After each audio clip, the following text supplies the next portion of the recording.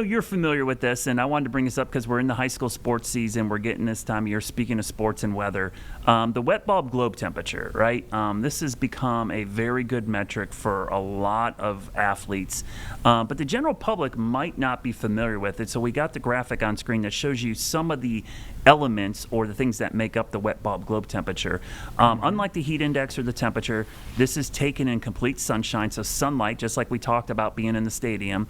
It takes into account wind, cloud cover, and sun angle. So things that really do, especially when you're on a field, turf field in particular, has a big impact. But this is huge for folks that are doing sporting events, whether it's football, a band, whether it's a marathon, whether it's the military. They all use this metric, Tim, for safety, and it's becoming more mainstream. And I think it's something we're kind of using more and more because there's really strict criteria for the levels.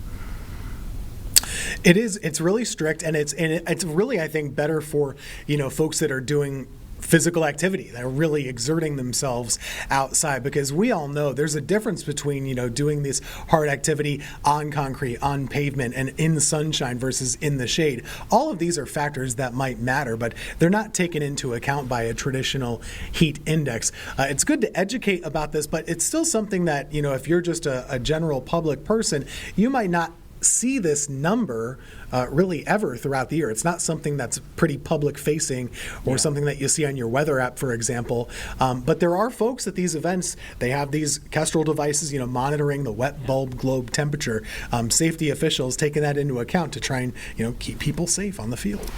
Yeah, so Tim, I actually have the criteria from the North Carolina High School Athletic Association, and this is the rules they use. So this is based, and every state has a little bit different tweak on this, but you could see there's really 4 categories. There's green, yellow, red, and the black flag, which if you're in the military, black flag, that meant you stopped training. But for high school athletics, if you're in the red, the body is stressed after 20 minutes.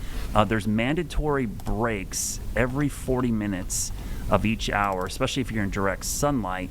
And if it's in the extreme, they actually suspend practice. So there's mandatory water breaks and breaks built into this. And I know, Tim, you were in band, correct?